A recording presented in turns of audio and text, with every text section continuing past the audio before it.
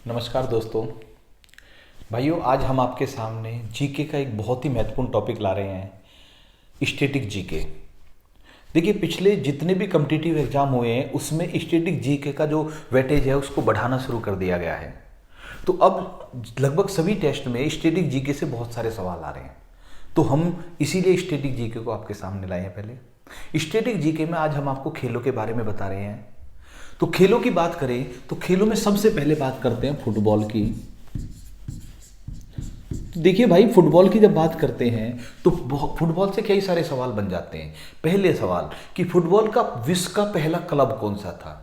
तो याद रखना, फुटबॉल में विश्व का पहला क्लब जो था वो था Sheffield football club. Sheffield football club था, ठीक है। अब ये जो शेफील्ड फुटबॉल क्लब है ये इंग्लैंड का था, 1857 ईस्वी में बनाया गया है, ठीक।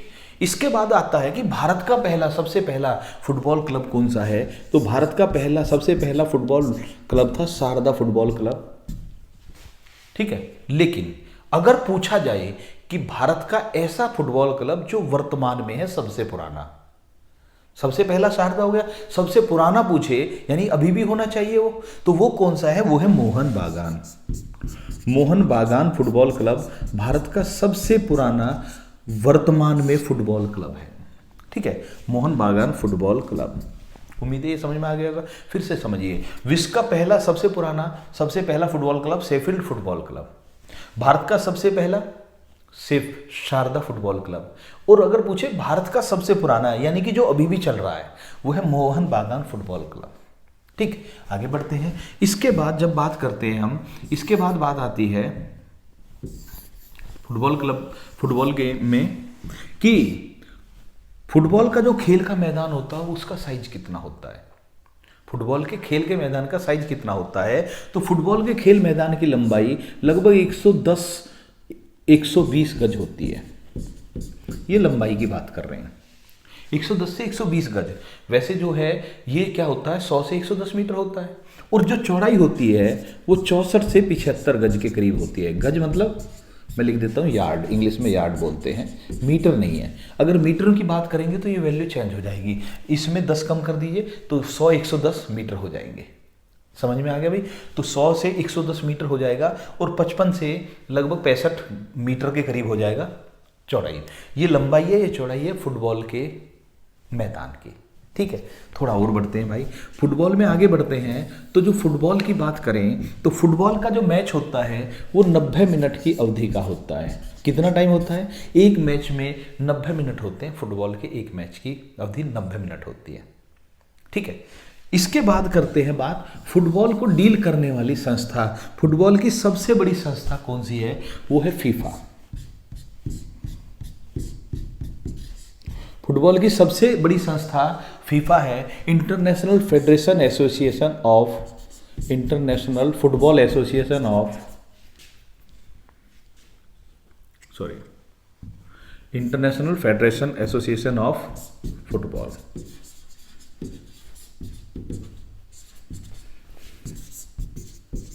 एसोसिएशन ऑफ फुटबॉल, ठीक है। अब बात ये आती है फुटबॉल जो है इसका हेडक्वार्टर क्या है फीफा का? फीफा का हेडक्वार्टर है ज्यूरिक में। ज्यूरिक कहो या ज्यूरिच कहो, ज्यूरिक। और ये जो ज्यूरिक पड़ता है ये स्विट्जरलैंड में पड़ता है। फीफा का हेडक्वार्टर बहुत इंपॉर्टेंट है, ज्यूरिक में है, स्विट्जरलैंड में पड़ता है। याद रखना, जो फीफा है ये फुटबॉल को भी देखती है, फुटसॉल को भी देखती है। अभी आगे बताएंगे फुटसॉल क्या होता है। तो फीफा फुटबॉल को भी देखती है, फुटसॉल को भी देखती है, और इसका हेडक्वार्टर कहाँ? ज्यूरिक में है। थोड़ा और बढ़ते हैं भाई आगे। जब फुटबॉल की बात चल रही है तो फुटबॉल के विश्व कप की बात चलती है। तो पहला फुटबॉल का जो पहला विश्व कप हुआ वो 1930 में हुआ, 1930 में। और ये कहाँ पर हुआ? उरुग्वे में हुआ, सॉरी, उरुग्वे। उरुग्वे देश जो पड़ता है दक्षिण अमेरिका महाद्वीप का एक देश है, और इसमें जो है ये फुटबॉल का पहला विश्व कप का आयोजन हुआ, और इसके विजेता भी उरुग्वे था। फुटबॉल का पहला विश्व कप किसने जीता? उरुग्वे ने। कहाँ आयोजित हुआ? उरुग्वे में। हर 4 साल के बाद इसका आयोजन होता है। अभी जो इसका 22वां कतर, दोहा कतर बोलते हैं जिसको, कतर में, और क्या है 2022 2022 में 22वां ही है, 2022 वर्ष भी 2022 और नंबर भी 22वां, तो 2022 में 22वां कतर में हो गया। कॉमनवेल्थ और फुटबॉल इसका एक साथ चलते हैं, क्योंकि पहला कॉमनवेल्थ 1930 में हुआ था हैमिल्टन कनाडा में, और अभी जो बर्मिंघम में हुआ इंग्लैंड में वो क्या हुआ, 22वां था। तो कॉमनवेल्थ और फुटबॉल विश्व कप बिल्कुल नेक टू नेक चल रहे हैं। ठीक है, फुटबॉल समझ में आ गया होगा। थोड़ा और बढ़ते हैं भाई फुटबॉल के बाद। अब हम दूसरा खेल पकड़ते हैं हॉकी। हॉकी, तो जब हम हॉकी की बात करते हैं तो हॉकी के लिए याद रखना कि हॉकी का जो मैदान होता है वो होता है 100 गज लंबा और 60 गज चौड़ा, यानी फुटबॉल के मैदान से थोड़ा छोटा होता है। 100 गज, गज यानी यार्ड, ठीक है, गज का मतलब यार्ड होता है, 100 गज और 60 गज का होता है। आपको मालूम होगा एक गज जो होता है 0.91 मीटर के 0.91 मीटर या 91 सेंटीमीटर के अराउंड होता है, 91.4 होता है वैसे तो, लेकिन इतना याद रख सकते हैं 91 सेंटीमीटर के करीब एक गज होता है। तो हॉकी का एक मैदान होता है 100 गज गुना 60 गज का। हॉकी में एक बहुत ही ज़्यादा महत्वपूर्ण चीज़ है भाई, हॉकी में जो सबसे ज़्यादा महत्वपूर्ण चीज़ है वो अब क्या है, वो ये है कि हॉकी के मैच की समय अवधि कितनी है। सोचिए भाइयों, आप में से बहुत सारे भाई होंगे जो हॉकी के मैच की अवधि 70 मिनट सोच रहे होंगे। तो याद रखना, पहले जो हुआ करती थी हॉकी के मैच की अवधि 70 मिनट होती थी, तो आपको कुछ किताबों में आज भी 70 मिनट मिलेगा, लेकिन वर्तमान में हॉकी के मैच की अवधि 60 मिनट हो चुकी है, ये ध्यान रखना। पहले 70 मिनट हुआ करती थी, अब कितनी है, 60 मिनट है। जब 70 मिनट होती थी तो हॉकी के मैच को 35 मिनट खेलकर फिर ब्रेक देते थे, फिर 35 मिनट होता था, तो 35 मिनट के 2 हाफ करके 70 मिनट तक खेला जाता था। अब क्या हो गया है, अब 60 मिनट की अवधि हो गई है हॉकी के मैच की, और अब जो है वर्तमान में क्या होता है, 15 मिनट खेल चलता है फिर ब्रेक मिलता है, 15 मिनट खेल चलता है फिर ब्रेक मिलता है, फिर 15 मिनट खेल चलता है फिर छोटा सा ब्रेक होता है और 15 मिनट का खेल चलता है। इस तरह से 15-15 मिनट के 4 क्वार्टर हो गए हैं। अब 15 मिनट के 4 क्वार्टर वर्तमान में है, यानी 60 मिनट। पहले थे 35-35 मिनट के 2 हाफ, और यानी 70 मिनट का था। समझ में आ गया भाई, यहाँ तक क्लियर है। हॉकी के मैच की समय अवधि आपको समझ में आ गई। अब आ जाते हैं हॉकी की जो सबसे बड़ी संस्था इंटरनेशनल FIH है, फेडरेशन इंटरनेशनल हॉकी बोलते हैं जिसको अब हम, ठीक है। आ जाते हैं FIH का मुख्यालय कहाँ पर है, तो FIH का मुख्यालय है लोसाने में, और लोसाने कहाँ पर है, ये भी स्विट्जरलैंड में है भैया। तो फुटबॉल और हॉकी के दोनों इंटरनेशनल संस्थाओं के हेडक्वार्टर स्विट्जरलैंड में है, एक के ज्यूरिख में है और एक के लोसाने में है। यहाँ तक समझ में आ गया भाई, ठीक है। एक बात और याद रखेंगे, हॉकी का मैच जिस पर खेला जा रहा है उसे टर्फ बोलते हैं। क्या बोलते हैं, टर्फ। हॉकी का मैच का आयोजन किस पर होता है, टर्फ पर होता है। कई बार इसको टर्फ की जगह एस्ट्रो टर्फ भी आ जाता है। अब ये एस्ट्रो टर्फ क्या है या टर्फ क्या है, टर्फ होता है कि जैसे कृत्रिम घास का मैदान, मान लिया आप घर में घास लगाना चाह रहे हैं, आपके पास जगह इतनी नहीं है, तो आप घर की छत पर भी कृत्रिम रूप से घास लगा सकते हैं, उसे टर्फ बोल देंगे आप। अब ऐसे ही हॉकी का मैदान बनाना है कृत्रिम रूप से, सिंथेटिक फाइबर का इस्तेमाल करके। तो जो हॉकी का मैदान सिंथेटिक फाइबर से बनाया जाता है, किससे बनते हैं, सिंथेटिक फाइबर से जो बनाया जाता है उसे टर्फ बोलते हैं। हॉकी का जो मैदान सिंथेटिक फाइबर से बनता है उसे टर्फ बोलते हैं। और एस्ट्रो टर्फ क्यों बोलते हैं, क्योंकि एस्ट्रो टर्फ जो है वो सबसे पॉपुलर है, एस्ट्रो टर्फ कंपनी का नाम है जो इसको बना रही है, ठीक है, सबसे पॉपुलर कंपनी है एस्ट्रो टर्फ। आगे बढ़ते हैं भाई। इसके बाद हम बात करते हैं हॉकी में ही दूसरी चीज की, तो हॉकी के विश्व कप की बात करते हैं। देखिए क्या हुआ, जब हम हॉकी के विश्व कप की बात करते हैं, वर्ल्ड कप हॉकी की बात कर रहे हैं, तो 1969 में पाकिस्तान के एक व्यक्ति थे नूर खान, उन्होंने FIH से संपर्क किया और FIH से सिफारिश की कि FIH को एक हॉकी का विश्व कप का आयोजन करना चाहिए। बात है 1969 की। FIH उनकी बातों को मान लेते हैं और उसको के मद्देनजर रखते हुए FIH 1971 में कहते हैं कि हम अब जो है हॉकी का विश्व कप कराएंगे। पहला डिसाइड होता है कि हॉकी का पहला विश्व कप पाकिस्तान में किया जाएगा। ध्यान से सुनना इस चीज को, डिसाइड किया जाता है हॉकी का पहला विश्व कप पाकिस्तान में किया जाएगा। तो भाई उस समय हॉकी की जो दिग्गज टीमें थी उनमें भारत और पाकिस्तान टॉप पर रहती थी। और उस समय एक स्थिति ऐसी बनी हुई थी कि भारत की टीम पाकिस्तान में खेल नहीं सकती थी। कुछ राजनीतिक घटनाएं, कुछ सामरिक घटनाएं ऐसी हो गई थी जिससे लग रहा था कि अगर पाकिस्तान में हॉकी के वर्ल्ड कप का आयोजन हुआ तो भारत शामिल नहीं हो पाएगा, दूसरे भी कई देश शामिल नहीं हो पाएंगे। 1965 में भारत और पाकिस्तान का युद्ध हो चुका था, तो बहुत बुरी तरह से दुश्मनी चल रही थी दोनों में, इसलिए खेल संभव नहीं था। पाकिस्तान के क्रिकेट खिलाड़ी ने, हॉकी की बात नहीं कर रहा, क्रिकेट खिलाड़ी ने कहा कि भारत को अगर हम बुलाते हैं तो बहुत गलत है ये बात। भारतीयों ने कहा कि अगर हमारी टीम जा रही है तो भी गलत है। तो ना तो भारत के लोग जाना चाह रहे थे, ना पाकिस्तान के लोग बुलाना चाह रहे थे। अब ऐसे में काफ़ी दिन तक कसमकस चलती रही और उसी समय 1971 में बांग्लादेश ने मुक्ति संग्राम की घोषणा कर दी। नतीजा ये हुआ कि FIH को लगा कि पाकिस्तान में पहला विश्व कप नहीं होना चाहिए। फिर देखा गया कि अब कहां पर कराएं, तो इसलिए हॉकी का पहला विश्व कप जो होता है वो 1971 में डिसाइड किया जाता है कि ऐसी जगह जहां कोई भी लफड़ा ना हो, वो जगह थी बार्सिलोना। और बार्सिलोना यूरोप के एक देश पड़ता है स्पेन में थी। स्पेन देश में एक शहर है बार्सिलोना, वहां पर 1971 का पहला हॉकी का विश्व कप आयोजित हुआ। और भाइयों, इस विश्व कप का विजेता था पाकिस्तान। पाकिस्तान ने ये विश्व कप जीत लिया। हॉकी का विश्व कप सबसे ज़्यादा 4 बार पाकिस्तान ने जीता है, ये भी ध्यान रखना है अभी तक, ठीक है। तो पहला विश्व कप बार्सिलोना में आयोजित हुआ, पाकिस्तान ने जीत लिया। 4 बार अब तक विजेता बन चुका है पाकिस्तान, सर्वाधिक 4 बार। हॉकी का दूसरा विश्व कप 1973 में होता है, ठीक 2 साल बाद। और हॉकी का तीसरा विश्व कप 1975 में होता है और इसको जीता भारत ने। भारत ने क्रिकेट का भी तीसरा विश्व कप जीता और भारत ने हॉकी का भी तीसरा विश्व कप जीता, ठीक है। यहाँ तक क्लियर है। हॉकी विश्व कप समझ में आ गया।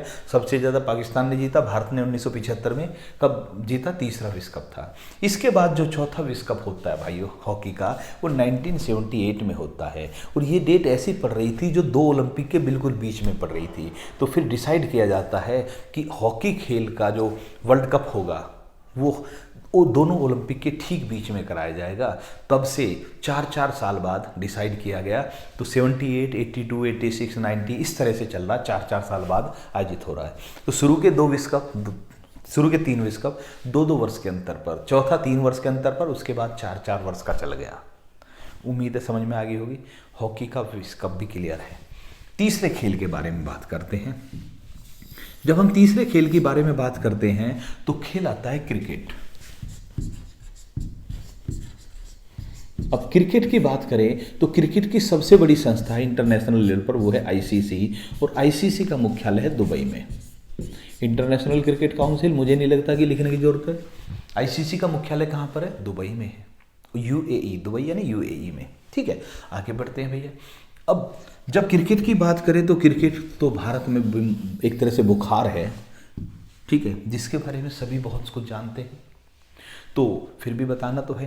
क्रिकेट के विश्व कप की बात करते हैं तो क्रिकेट का पहला विश्व कप 1975 में हुआ और ये जो होता है इंग्लैंड में होता है और इसका विजेता था वेस्ट इंडीज, याद रखना।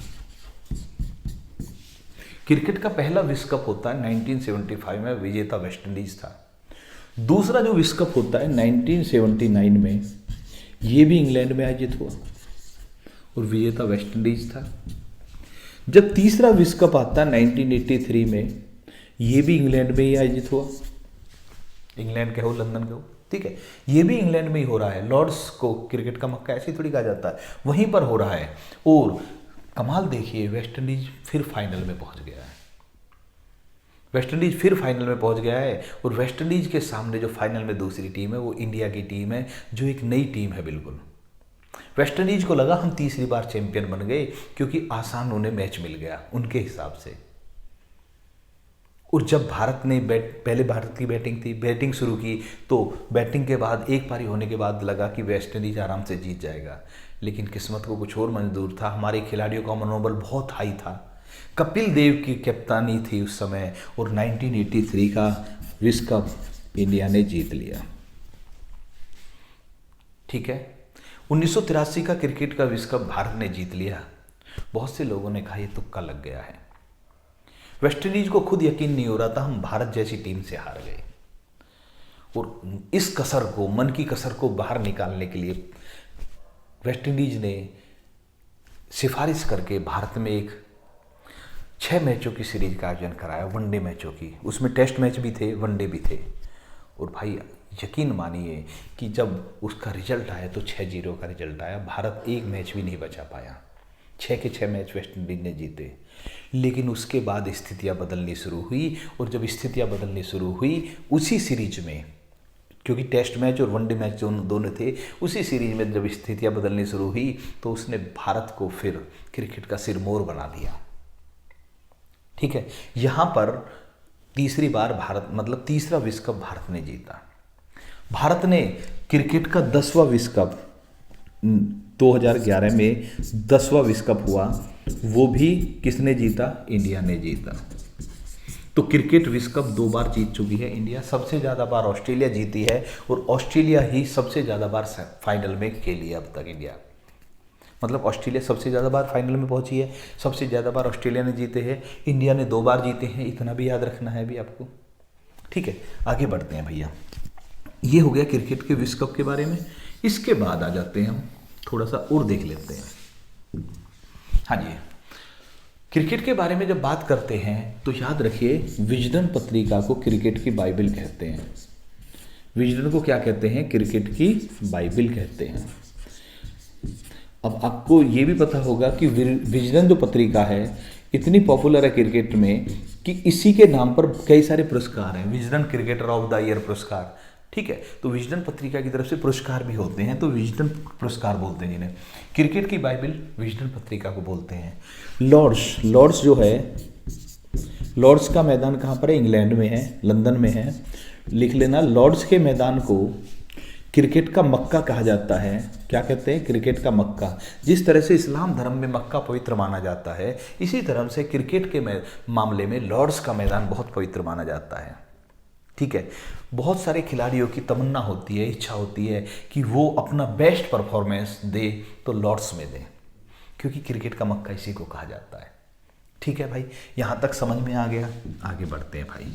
इसके बाद थोड़ा सा और देखते हैं हम। अभी हमने 3 बड़े खेलों के बारे में बता दिया। अब याद रखना, वीडियो को लास्ट तक देखिए।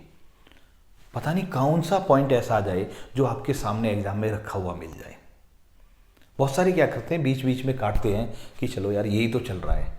अरे ठीक है, आप ज़्यादातर चीज़ें होती हैं ऐसी जिनको आप जानते हैं, फेमिलियर होते हैं, 90% जानते हैं, लेकिन पढ़ किस लिए रहे हो? उन 10% के लिए भी तो पढ़ रहे हो जिसको आप नहीं जानते। उन पर भी ध्यान रखिए, और हो सकता है आपके स्किप करने के चक्कर में ही वो निकल जाए। ठीक है, तो ध्यान से देखिए। अभी क्रिकेट, फुटबॉल और हॉकी हो चुका है। अब एक देखिए, कुछ गेमों के बारे में और देखते हैं। एक खेल होता है टेबल टेनिस। थोड़ा थोड़ा सा लिखते चलिए। टेबल टेनिस को पिंग पोंग भी कहते हैं। ठीक है, टेबल टेनिस को पिंग पोंग भी कहते हैं। टेबल टेनिस का जो खिलाड़ी होगा, हटा देता हूं मैं यहां से, टेबल टेनिस के खिलाड़ी को पैडलर कहते हैं। ये ध्यान रखना, क्या बोलते हैं? टेबल टेनिस का खिलाड़ी पैडलर कहलाता है। इसके बाद अगर हम दूसरा खेल की बात करें तो एक खेल है बैडमिंटन। तो बैडमिंटन के खिलाड़ी को शटलर कहते हैं भाई। ये सीधे सीधे सवाल रखे मिलते हैं ऐसे एग्जाम में, तो इन पर कोई एक्सक्यूज नहीं चलता कि भाई हमने नहीं जानते थे। ये सब सीधे वाले सवाल हैं जो सीधे सीधे पूछे जाते हैं। बैडमिंटन के खिलाड़ी को शटलर बोलते हैं। कुश्ती के खिलाड़ी को क्या बोलते हैं भैया? पहलवान। पहलवान को इंग्लिश में बोलते हैं रेसलर। ठीक है, और बॉक्सिंग के खिलाड़ी को, यहाँ पर भी बहुत अच्छा सवाल बनता है, बॉक्सिंग के खिलाड़ी को क्या बोलते हैं? बॉक्सिंग के खिलाड़ी को बोलते हैं पुगुलिस्ट।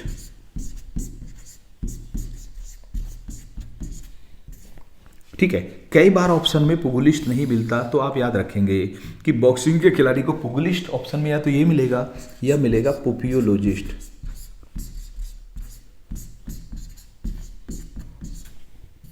ठीक है, पुगुलिस्ट या पुगियोलॉजिस्ट बॉक्सिंग के खिलाड़ी को कहते हैं भाई। यहाँ तक समझ में आ गया। बॉक्सिंग की ही बात करते हैं। बॉक्सिंग ऐसा खेल है जिसमें खिलाड़ी को दाढ़ी रखने की अनुमति नहीं होती, यानी इसमें खिलाड़ी दाढ़ी नहीं रख सकता। कौन से खेल में भाई? बॉक्सिंग के खेल में खिलाड़ी को दाढ़ी रखने की अनुमति नहीं होती। पूछा हुआ सवाल है, पूछे जाते हैं, बार बार रिपीट होने वाले क्वेश्चंस हैं। ठीक है, आगे बढ़ते हैं भाई। इसके बाद थोड़ा और बढ़ते हैं। पूछा जाता है कि मैराथन दौड़ की लंबाई, तो याद रखेंगे मैराथन दौड़ की लंबाई 142.195 किलोमीटर होती है। 42.195 किलोमीटर होती है मैराथन दौड़ की लंबाई भैया। 42 किलोमीटर 195 मीटर। या मैराथन दौड़ की लंबाई 26 मील 385 गज होती है। ठीक है, तो 26 मील और 42 किलोमीटर याद रखेंगे मैराथन दौड़ में। ये बाद वाली संख्या ना रहे चल जाएगा, लेकिन 26 मील और 42 किलोमीटर दोनों याद रखना आपको। इतनी दौड़ की लंबाई होती है मैराथन दौड़ की लंबाई। ठीक है, अगर हाफ मैराथन है तो इससे आधी कर लीजिए, लगभग 21 किलोमीटर की हाफ मैराथन होती है। एक और पूछा जाता है कि सबसे बड़ा खेल का मैदान किसका होता है? तो पोलो खेल का मैदान जो होता है वो सबसे बड़ा होता है। इसके बाद एक चीज और याद रखिए कि जो भी इंटरनेशनल लेवल की तैराकी की प्रतियोगिताएं होती हैं उसमें तैराकी का जो पूल होता है उस पूल की लंबाई होती है 50 मीटर।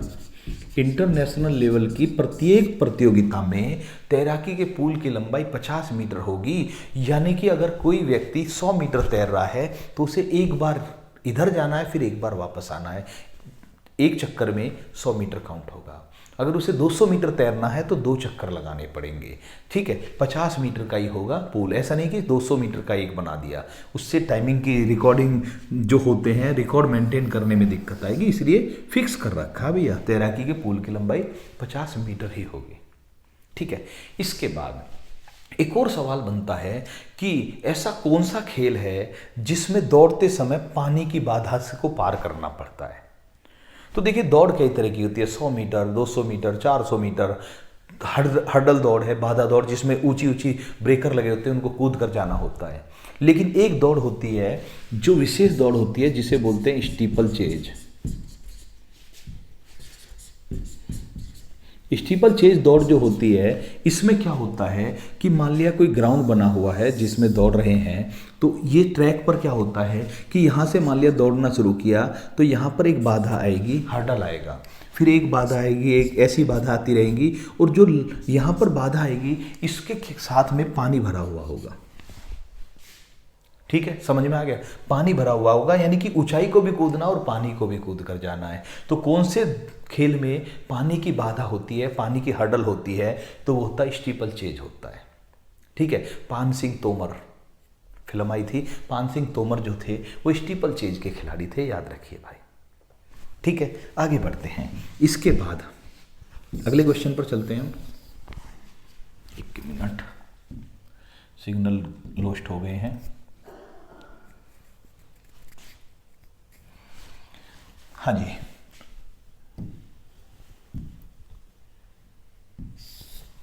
तो जब तक ये स्टार्ट होता है तो भाइयों जो हम आपको बता रहे हैं उसमें हम ये सोचकर बता रहे हैं कि आपके सामने इनसे संबंधित जो क्रीम होती है वो आ जाए।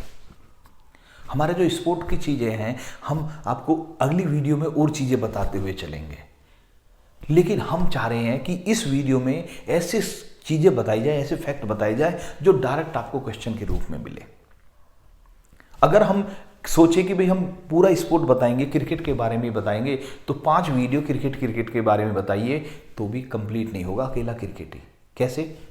क्रिकेट की कितनी सारी प्रतियोगिताएं हैं, सभी के बारे में, क्रिकेट के बहुत सारे रिकॉर्ड हैं, बहुत सारे खिलाड़ी हैं, बहुत सारी शब्दावली है, बहुत सारी कप और ट्रॉफी है, सभी के बारे में, रूल रेगुलेशन के बारे में बताएंगे तो कितना लंबा खिंच जाएगा। इसीलिए सबसे पहले उसको कवर कीजिए जो सबसे ज़्यादा इंपॉर्टेंट है, और उसी के हिसाब से हम चल रहे हैं भाई। ठीक है, तो एक भी पॉइंट को मिस नहीं करना, बस देखते रहिए। अभी हमने कुछ खेलों के बारे में बता दिया। अब एक सवाल और बहुत अच्छा बनता है। सवाल बनता है कि ऐसा कौन सा खेल है जिसमें सेकंड या थर्ड आने वाले व्यक्ति को गोल्ड मेडल मिल सकता है। अब सोचते हैं कि भाई जो फर्स्ट आएगा उसी को तो गोल्ड मिलेगा, लेकिन ऐसा कौन सा खेल है जिसमें सेकंड या थर्ड आने वाले व्यक्ति को गोल्ड मेडल मिल सकता है? तो बहुत सारे इसको रट लेते हैं। रटना नहीं है भैया, समझना है। क्यों समझना है? क्योंकि जिस चीज़ को आप रटोगे हो सकता है ऑप्शन में वो आए ही नहीं। तो समझिए कैसे। तो देखिए कई सारे खेल होते हैं। एक होता है ट्रायथलन। ट्राई मतलब तीन, ट्राई मतलब तीन। एक होता है पेंटाथलन, हेप्टाथलन, डेकाथलन, ठीक है, 5। पेंटा मतलब 5, डेका मतलब 10, हेप्टा मतलब 7, ठीक है, इसमें 10 लिख लेते हैं हम। ये खेल होते हैं। ट्रायथलन में एक खिलाड़ी को 3 खेल खेलने पड़ते हैं। पेंटाथलन में एक खिलाड़ी है वो 5 इवेंट खेलेगा, 5 इवेंट में हिस्सा लेना पड़ेगा। और डेकाथलन में 10 खेल होंगे। अब मान लिया एक में दौड़ करा दी, लॉन्ग जंप करा दी, हाई जंप करा दी, ऐसे करा दिया। मतलब एथलेटिक्स से जो जुड़े हुए हैं, ये सारे एथलेटिक्स हैं। तो इसमें 5 में करा दिया जी, 100 मीटर भी दौड़ करा दी, 200 मीटर भी करा दी, लॉन्ग जंप हाई जंप करा दी, गोला फेंक करा दिया, ठीक है। तो अलग अलग इवेंट होता है, वो अलग अलग जो चीज़ें होती हैं, अलग अलग जो स्पोर्ट्स की मतलब अथॉरिटी होती हैं, वो अलग अलग इवेंट आयोजित करती रहती है। तो ट्रायथलन, पेंटाथलन, डेकाथलन, ठीक है। अब मान लिया एक उदाहरण लीजिए कि एक बच्चा है, एक छात्र है जिसके पास 5 सब्जेक्ट है।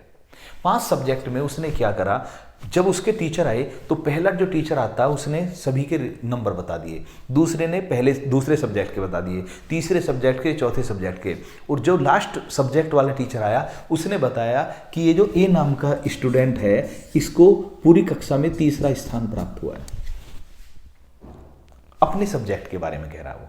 लेकिन एक बात बताइए कि उसने जो पहले 4 सब्जेक्ट थे उनमें इतनी बढ़त ले ली, 4 वो और 5वां ये, सभी को मिलाकर ये फर्स्ट हो सकता है? नहीं हो सकता। हो सकता है उस स्टूडेंट के एक सब्जेक्ट में थोड़े नंबर कम रह गए, लेकिन 4 में इतनी बढ़त है कि वो थर्ड वाला फर्स्ट बन गया ओवरऑल में। तो ऐसा ही इन खेल में होता है। इन खेलों में मान लिया किसी खिलाड़ी ने 10 इवेंट में हिस्सा लिया, तो 10 की 10 इवेंट में उसे नंबरिंग मिलेगी, नंबर मिलेंगे, और उन 10 नंबर इवेंट में नंबर मिलने के बाद पता चलेगा जी टॉपर ये बन गया।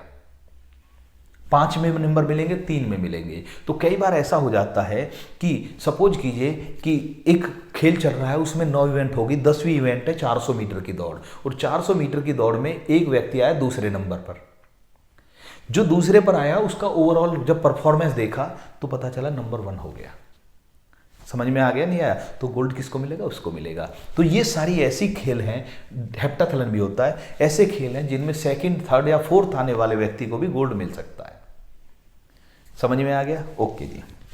अब और आगे बढ़ते हैं, अभी कई सारी चीजें बताने वाले हैं हम आपको। एक सवाल बहुत अच्छा आता है कि किस टीम में कितने खिलाड़ी हैं। इसको भी बहुत सारे रटते हैं और बार बार रिपीट होने वाली चीजें हैं, लेकिन रटने का तरीका ऐसा होता है हम मिक्स कर देते हैं उसको। तो जो तरीका मैं लिख रहा हूं उसके अकॉर्डिंग लिखिए, बड़े आराम से आपके याद हो जाएगा, दिमाग में सेट हो जाएगा। तो देखिए सबसे ज्यादा अगर पूछे कि कौन सा खेल है जिसकी एक टीम में खिलाड़ी सबसे ज्यादा होते हैं, तो यहां लिखेंगे खेल और यहां लिखेंगे टीम में खिलाड़ियों की संख्या, एक टीम में खिलाड़ियों की संख्या। तो रग्बी ऐसा खेल है जिसकी एक टीम में सबसे ज्यादा खिलाड़ी होते हैं, और रग्बी खेल की एक टीम में कितने खिलाड़ी होते हैं? 15 खिलाड़ी होते हैं। यहां तक क्लियर है? दूसरा भैया, रग्बी की एक टीम में 15 खिलाड़ी। दूसरा क्रिकेट, फुटबॉल, हॉकी, मैं फुल फॉर्म नहीं लिख रहा हूँ, क्रिकेट, फुटबॉल, हॉकी, इनमें कितने कितने खिलाड़ी होते हैं? 11-11। सभी जानते हैं, इनको तो लिखने की भी जरूरत नहीं थी। तो रग्बी में 15, सबसे ज़्यादा किस खेल की टीम में खिलाड़ी होते हैं? तो रग्बी में होते हैं। क्रिकेट, फुटबॉल, हॉकी में 11-11 होते हैं। इसके बाद आ जाते हैं, आपको याद रखना, बेसबॉल अमेरिका का राष्ट्रीय खेल है, और खो खो। इन दोनों खेलों की टीमों में 9-9 खिलाड़ी होते हैं। एक टीम में 9 खिलाड़ी होते हैं, खो खो में भी 9, बेसबॉल में भी 9। इसके बाद थोड़ा सा और बढ़ते हैं, 9 के बाद हम चलते हैं, इसके बाद लगते हैं हम कबड्डी, नेटबॉल और वाटर पोलो। ध्यान से देखना भाई, कबड्डी, नेटबॉल, वाटर पोलो, इसकी टीम में सभी में 7-7 खिलाड़ी होते हैं। ये 7 वाले हो गए। तो अभी देखिए 15, 11, 9, 7, ठीक है, ये 15 वाला अलग हो गया। क्रिकेट, हॉकी, फुटबॉल सभी जानते हैं, इसको तो याद भी करने की जरूरत नहीं है। और बाकी बेसबॉल, खो खो में 9 हो गए हैं, कबड्डी, नेटबॉल और वाटर पोलो में कितने हो गए, 7 खिलाड़ी हो गए हैं। थोड़ा और बढ़ते हैं भाई आगे। इसके बाद जब हम चलते हैं तो 6 खिलाड़ी वाला जो खेल है वो कौन सा है, वॉलीबॉल है।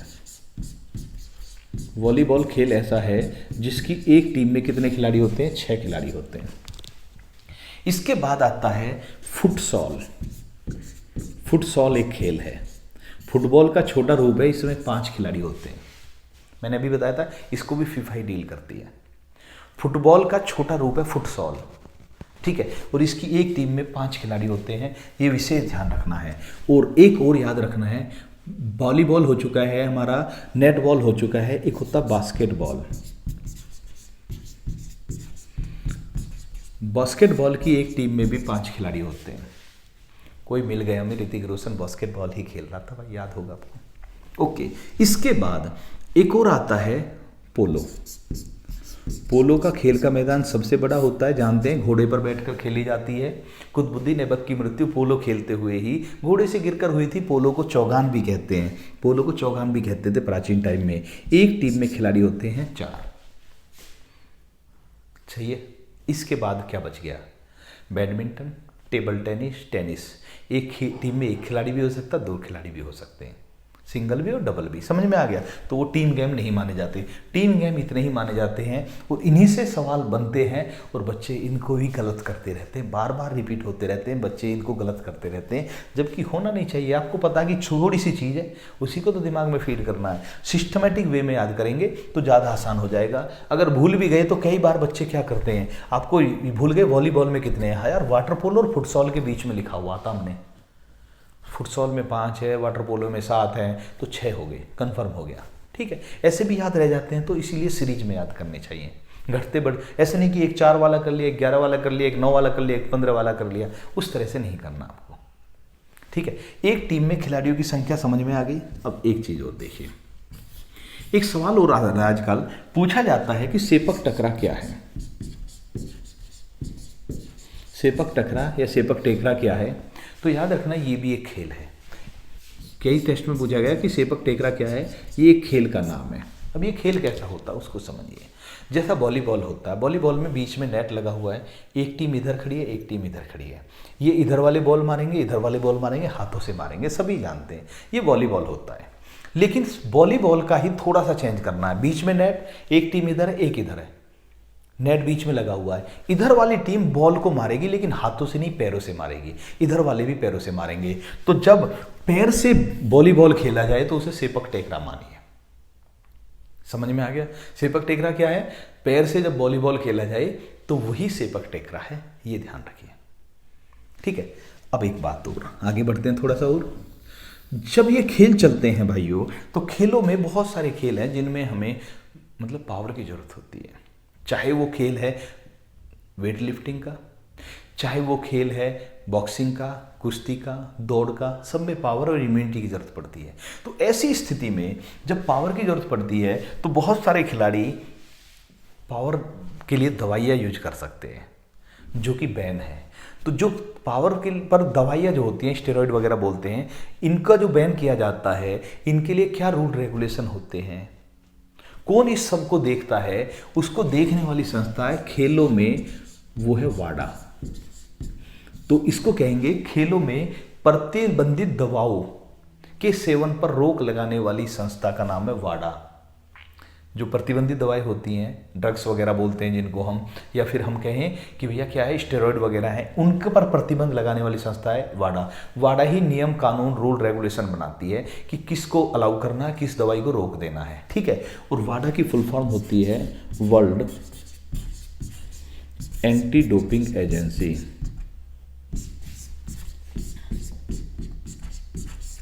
World anti doping agency. ठीक है भैया, यहां तक क्लियर है? ओके भाई, तो आज की वीडियो में हमने जो आपको बताया वो अलग अलग खेलों के बारे में जानकारी दी। अगली वीडियो भी हम खेलों के बारे में लाएंगे। अगली वीडियो का मतलब जब भी जीके की अगली वीडियो आएगी तो वो खेलों का पार्ट 2 आएगा।